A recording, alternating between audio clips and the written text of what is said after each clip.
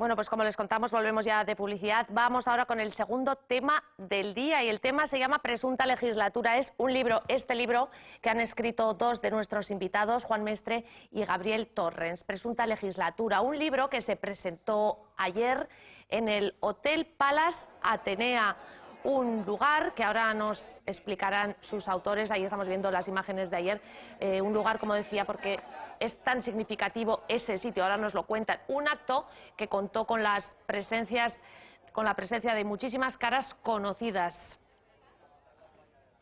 Caras conocidas, digo, como las que aparecen en la portada del libro. Juan Mestre, Gabriel Torrens, enhorabuena por haber escrito esta crónica periodística. ¿Qué es presunta legislatura? Que empiece el que quiera.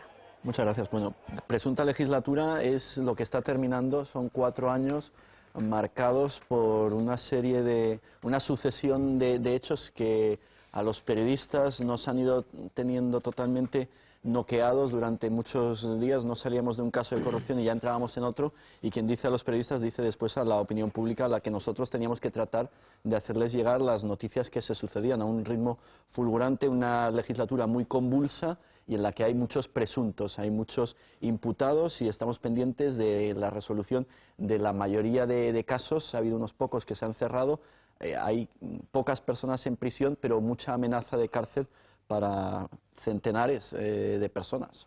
Yo diría que Presunta legislatura es un libro donde se unen cuatro cosas: la corrupción, la política, contamos cosas que han pasado a nivel político que no se sabían, que se pueden conocer a través de este libro. Luego está, tenemos una actitud bastante crítica con algunas decisiones judiciales que entendemos que no han sido muy correctas. Y por último también tratamos el aspecto humano, o sea, personas que han aparecido en los informativos de toda España como portada, tema principal, y que al final, ¿qué ha pasado con ellos? ¿De qué se les ha acusado? ¿Qué ha sido de ellos? Pues muchos han acabado en el paro, otros han acabado enfermos, otros han tenido que cerrar sus negocios, y al final ya realmente parece que a la opinión pública no le interesa de qué se les acusa. Presentasteis ayer este libro, lo decíamos antes, en el Palace Atenea, un lugar muy significativo, y también digo yo que será significativo que lo hayáis presentado en plena campaña electoral. ¿Por qué lo habéis hecho? Para que se hable. Para que se hable del libro. Es como la huelga en vacaciones, ¿no? Es que estuvimos discutiendo con Gabriel y dijo, ¿qué hacemos? ¿Lo presentamos antes? La verdad es que antes hubiese sido muy complicado porque no teníamos prácticamente tiempo, pero yo planteé, y también estuve de acuerdo, no, en plena campaña electoral, es que nosotros no somos políticos. Además fue todo el mundo, lo estamos viendo. Bueno, faltaron muchos candidatos. Mira quién estaba ahí con el delegado del gobierno, madre mía, la directora de TOT 4, Beatriz Díaz Mayans, guapa. Faltaron candidatos que no pudieron venir, se excusaron, y también supongo que el fútbol impidió que algunos vinieran, ¿no? Pero no nos podemos quejar porque contabilizamos que pasaron, porque durante 2 horas, más de 200 personas estuvieron en el acto. No, más que no podernos quejar, tenemos que estar muy contentos y estamos enormemente satisfechos del éxito, de la repercusión de esta presentación que fue en el Palace Atenea, con presencia de algunos de los que salen retratados en esa portada. ¿Cómo ha sido eso, no? Tú hacías alusión, en la que aparecen imputados y no imputados, presidentes, expresidentes, autoridades de diferentes ámbitos.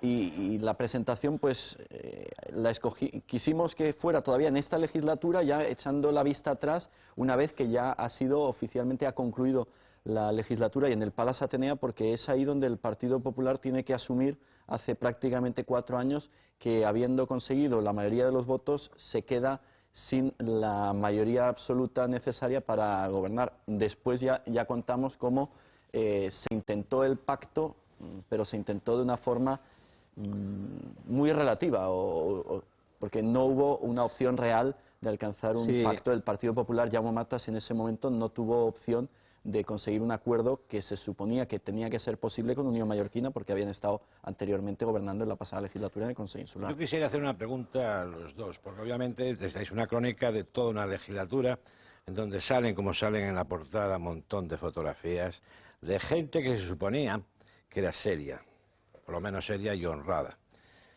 Ayer leí una declaración, o esta mañana, leí una declaración de Biel Barceló, del Partido Socialista de Mallorca, que dice que era impensable lo que le ha ocurrido a UM.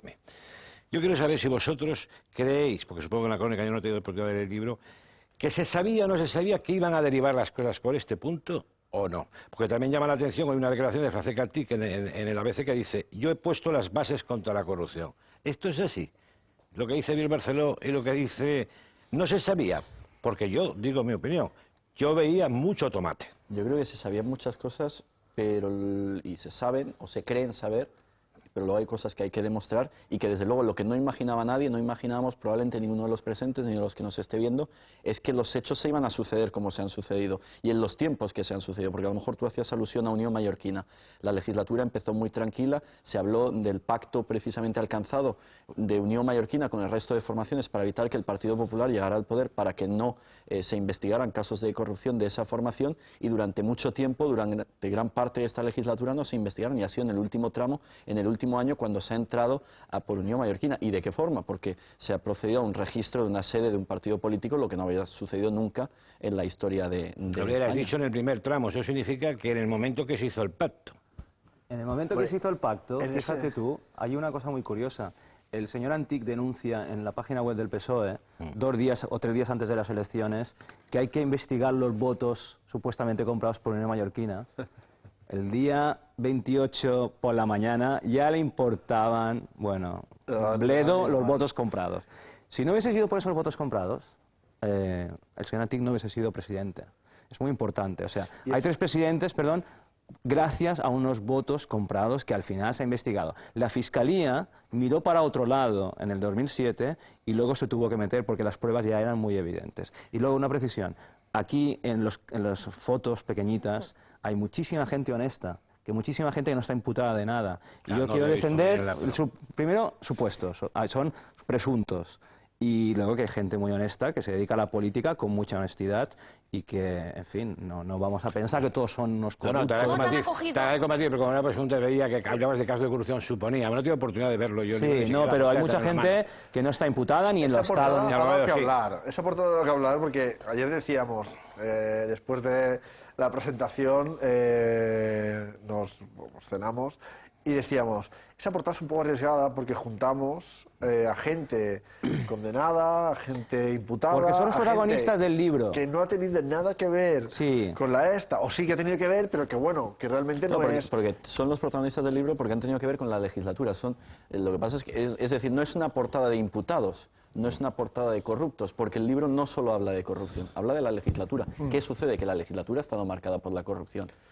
Sí. Pero por la investigación judicial que ha marcado muchas veces el tiempo político e institucional, que es una peculiaridad muy especial de estos 4 años. ¿Qué caso os ha parecido el más surrealista, por decirlo de alguna manera? Yo lo tengo clarísimo. Mira, el caso Chorigué se produce, Operación Chorigué, el día después de que Antic convoca las elecciones. O sea, ya es periodo electoral. Van al Ayuntamiento de Ciudadela a buscar unos papeles que la Fiscalía ya tenía porque el propio Ayuntamiento lo había denunciado. Con lo cual ves en los periódicos imágenes de guardias civiles, de fiscales entrando en un ayuntamiento, de unos documentos, digo, que la Fiscalía ya tenía un año antes porque el Ayuntamiento lo había denunciado.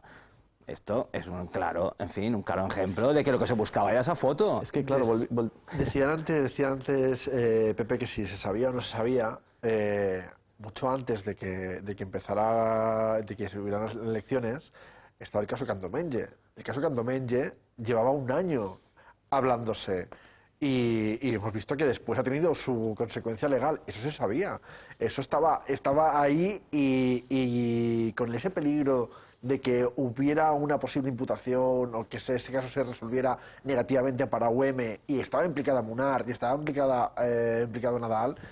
Con ese caso en el candelero se pacta el gobierno, y además que es macbethiano, porque Carlos, pacto para llegar al gobierno y después... Carlos, y mientras se negociaba desde las elecciones hasta el momento que se cerró el pacto, hubo un rumor en toda Palma de que había un pacto por la Fiscalía para proteger a Unión Mallorquina. Esto no tenemos prueba, no podemos demostrarlo, pero es un rumor que corría por la ciudad, bueno, todo el mundo lo sabía. Y tú has hablado de casos un poco extraños. Del caso Palma Arena, que supuestamente era un desvío presupuestario, Ya nadie habla del desvío presupuestario. Hemos empezado a hablar de Calatrava, de los discursos del señor Alemany. Bueno, porque esas son las piezas separadas, ¿no? Sí, pero por orden. es que el Palma-Arena, que es lo importante, que son 40 o 50 millones de desvío, que es realmente el dinero público importante, es este.